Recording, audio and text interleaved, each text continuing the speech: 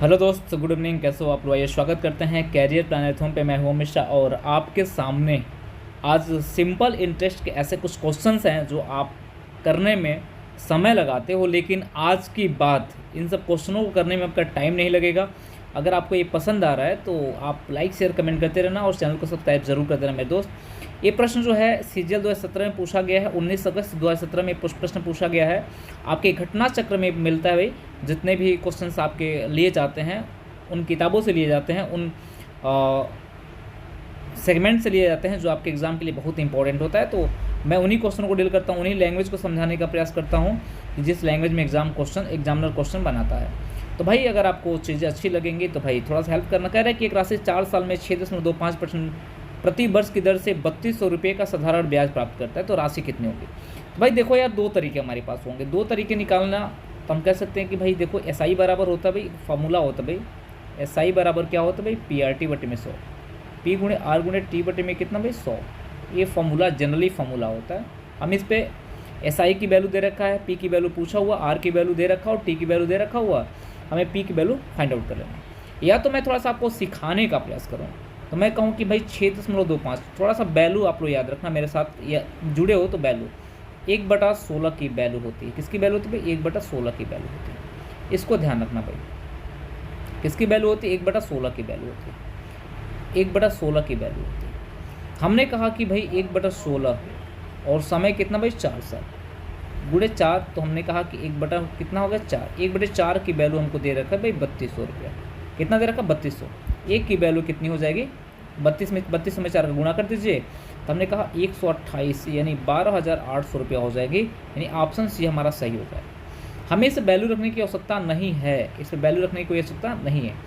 हमने कहा बस वैल्यू थोड़ा बहुत पता हो तो हम शायद क्वेश्चन आसानी से बना सकते हैं। कितना होगा? 12,800 रुपये हमारा आंसर हो जाएगा। आंसर हमारा सी वाला सही हो जाएगा। यहाँ वैल्यू रखते हो तो कहते हो कि ठीक है सर, मैं वैल्यू रख देता हूँ 3200 इक्वल टू P की वैल्यू नहीं पता, R की वैल्यू 6 सही 6.25 है। इसको हम लोग लिख सकते हैं कितना भाई? यानी इसको 25/4 लिख सकते हैं। ठीक, इनटू कितना भाई? 4 डिवाइड बाई कितना हो जाएगा? 100। 4 से 4 कट जाएगा। यानी हम कह सकते हैं कि भाई बताओ 25P बराबर कितना हो जाएगा भाई? हमने कहा 25P इक्वल टू हो जाएगा 3200 गुणे कितना होगा? 100। 25 से कटेगा 4, वहीं वैल्यू आ जाएगी भाई 12,800 की। यहाँ से वैल्यू वहीं आ जाएगी, यहाँ से वैल्यू वहीं आ जाएगी। थोड़ा सा स्मार्ट तरीका है, बाकी और कुछ नहीं, थोड़ा सा स्मार्ट तरीका है। जो बच्चा बैठा होगा उसके सामने तो ये सिचुएशन आया होगा ना कि भाई PRT, तो PRT पे यूज़ करो, या तो सिंपल से वैल्यू याद है तो आप वैल्यू से यूज़ कर सकते हो। कोई दिक्कत भाई? कोई दिक्कत नहीं। आज भाई नेक्स्ट क्वेश्चन आपके सामने रखा गया भाई। अगला क्वेश्चन आपके सामने रखा गया, कह रहा है कि भाई बताओ कि एक व्यक्ति किसी निश्चित राशि को 5% की वार्षिक दर से साधारण ब्याज पर उधार देता है और 15 वर्षों में संयोजित ब्याज की राशि उधार दी गई राशि से 250 रुपये कम है। तो भाई आ जाओ एक काम करते हैं भाई। ये सब क्वेश्चन भाई देखो बहुत सिंपल तो नहीं कह सकते हैं, पैटर्न क्लियर तो सिंपल हो सकता है। ये 17 में पूछा गया है, 5 अगस्त 2017 में पूछा गया है। सिंपल तो नहीं कर सकते। सिंपल कब कहेंगे? जब कंसेप्ट हमारा क्लियर होगा तब कहेंगे, बाकी तो ऐसे सिंपल तो नहीं कर सकते हैं। तो हमने कहा कि जो भाई मूलधन क्या मानते भाई? आपने कहा कि सर मूलधन जो भी होता है अपने आप में क्या होता है भाई? 100% होता है। हमने कहा 5% की दर से 15 वर्ष में संयोजित किया गया, तो ब्याज जो होगा 15 वर्ष का, वो ब्याज टोटल कितना हो जाएगा भाई? 5 गुणे 15 ये बराबर कितना होगा भाई? 75% का ब्याज हो जाएगा। और कह रहा है कि बताओ उधार दी गई धनराशि, ब्याज की राशि और उधार दी गई धनराशि में 250 के अंतर। उधार तो 100% दी गई थी, ब्याज 75% आया, दोनों का अंतर कितना भाई? 25%। इसी 25% की वैल्यू हमको दे रखा है 250 रुपया, और उधार दी गई धनराशि टोटल वैल्यू 100 की वैल्यू पूछा हुआ है। तो हमने कहा 1% की वैल्यू हो जाएगी 10, तो 100% की वैल्यू कितनी हो जाएगी मेरे भाई? ये हो जाएगी 1000। यानी आंसर हमारा पहला वाला परम सत्य आंसर हो जाएगा। इस क्वेश्चन का पहला वाला आंसर हमारा सही हो जाएगा। अगर किसी कोई दिक्कत हो बता देना भाई, सिंपल तरीका बता रहा हूँ आप लोग को, बस सिंपल तरीका। करें एक राशि की दर 16% की दर से 2 वर्षों के लिए साधारण ब्याज पर निवेश किया गया, 800 रुपये की ब्याज मिलता है, तो मूलधन क्या होगा भाई? हमने कहा कुछ नहीं करना भाई। 1 साल का ब्याज आपका 16% था, तो 2 साल का ब्याज कितना भाई? 32% हो जाएगा। 32% हो जाएगा। जिसकी वैल्यू दे रखा 800 रुपये, इतना दे रखा हुआ है। और मूलधन जो भी होता है 100 मानते हैं, 8 से काटते हैं तो ये 4% हो जाएगा। ये कितना होगा भाई, 8 से काटेंगे तो 100 हो जाएगा। दोनों पक्ष में 25 से गुणा कर देंगे तो 100% हो जाएगी। इसमें 25 से गुणा कर देंगे तो 2500 हो जाएगा, यानी 100% की वैल्यू 25, यानी आंसर कौन सा हो जाएगा, डी वाला आंसर हमारा सही हो जाएगा भाई। आंसर कितना सही होगा, डी वाला हमारा आंसर परफेक्ट हो जाएगा, किसी कोई दिक्कत नहीं भाई। आ जाओ, बातें समझ में आ रही है आप लोगों को, चीज़ें सारी चीज़ें समझ में आ रही है ना। अगर सारी चीज़ें समझ में आ रही हैं तो अच्छी बात है मेरे भाई। चलो आ जाओ नेक्स्ट क्वेश्चन भाई, चौथा नंबर की बात करते हैं। आज का चौथा नंबर प्रश्न है, कह रहा है कि बताओ दो भाई कि बताओ 3500 रुपये 3 वर्ष के लिए साधारण ब्याज की राशि की योजना में 16% प्रति वर्ष की ब्याज की दर से निवेश किया गया। 3 वर्ष के बाद मिश्रधन कितना होगा भाई। हमने कहा बताओ कि टोटल हम बात करते हैं तो 3500 रुपया है भाई, 3500 रुपया है, 3500 का हम 16% निकाल ले भाई 3500 का, तो हम क्या है कि 35 में किससे गुणा कर देंगे, 16 से गुणा कर देंगे।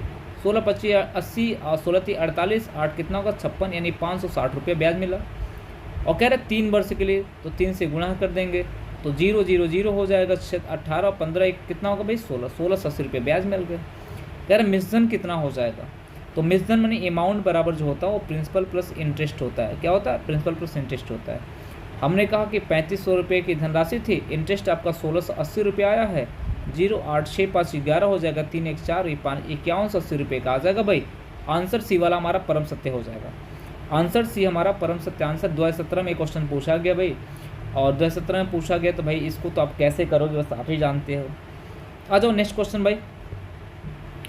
अगला क्वेश्चन 5 नंबर 2015 में पूछा गया, बहुत हिट क्वेश्चन है, बहुत ही टफ क्वेश्चन है और एग्जैक्ट वैल्यू आपको नहीं मिलेगी, कितना भी हल करोगे एग्जैक्ट वैल्यू नहीं मिलेगी। कह रहा है कि अरविंद ने एक राशि 1 जनवरी 2012 को बैंक में 8% वार्षिक साधारण ब्याज की दर से निवेश की। उसने 3144 रुपये की राशि 7 अगस्त 2012 तक बैंक से प्राप्त की। उसने कितनी राशि बैंक में निवेश किया होगा। अगर आप इसको हल करते हो तो भाई आपके पास दिन निकालना पड़ेगा कि 1 जनवरी 2012 से लेकर 7 अगस्त 2012 तक में कितने दिन आए और एक साल में कितने दिन आते हैं। और यहाँ 2012 दे रखा हुआ, तो 2012 में 366 दिन होते हैं, क्योंकि फरवरी 29 दिन का महीने होता था। और या तो आप थोड़ा सा बात करते हैं यहाँ पे कि भाई अगर थोड़ा सा हम लोग कोशिश करें कि भाई क्वेश्चन को आसानी से बनाएं। हमने कहा दर 8% था भाई, तो 1 महीने का निकाल लेते हैं भाई। 1 साल का 8% था तो 1 महीने निकालना है, 12 से गुणा करना भाई। 4 दूना 8 हो जाएगा और 4 3 12, 2/3 आ जाएगी वैल्यू हमारी। और ब्याज हमेशा बढ़ता है तो अंश को उठा के हर में जोड़ देंगे तो हो जाए कितना भाई, अंश को उठा के हर में जैसे जोड़ेंगे तो 2 में कितना हो जाएगा 5 हो जाएगा। अब गुड़े टोटल भाई कितना भाई 3144 है। 5 से काटेंगे, 5 से 30 हो जाएगा, बचेगा 14, 5 दूना 10, ठीक ना भाई। 4 बचेगा, 5/40 और 5/40 हो जाएगा। 2 से गुणा कर दिया तो ये बना कितना भाई 8 दूना 16, 8 दूना 16 17, 4 1 5 हो जाएगा 13, यानी 1357.6 रुपये आ जाएगा भाई। देखो एग्जैक्ट वैल्यू नहीं आएगी, पॉइंट में ही आएगी, लेकिन यहाँ एग्जैक्ट वैल्यू दे रखा होगा तो हमें थोड़ा सा यहाँ पे अनुमान लगाना पड़ेगा, या तो आप वैल्यू निकाल के। हमने कहा 1 जनवरी 2012 और 7 अगस्त की बात करते हैं, अगस्त तक की बात करते हैं, तो नियर अबाउट 7-8 महीने होते हैं, तो 7 महीने आप डील करेंगे क्योंकि 7 दिन को हमें छोड़ रहे हैं भाई। अगस्त से पहले कौन सा महीने आता है भाई, जुलाई आता है ना, तो जुलाई तक डील करेंगे, 7 महीने तक डील करेंगे। तो ये टोटल 7 महीने का ब्याज मिला है आपको 1357 कितना 6 और डिवाइड बाई 7। हमने कहा कितना हो जाएगा 7 एकम 7 6 बचेगा और 7 9 63 हो जाएगा, 7 9 63 हो जाएगा, यानी 193 पॉइंट कितना आ जाएगा भाई 193.9 आ जाएगा।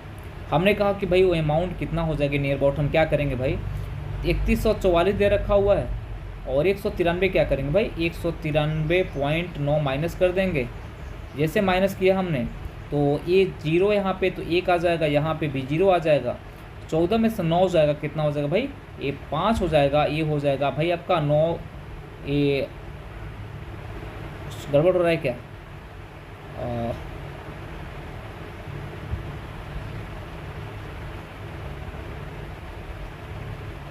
9 हो जाएगा, ये कितना हो जाएगा भाई 2950 पॉइंट समथिंग आ रहा है, 2950 पॉइंट समथिंग आ रहा है।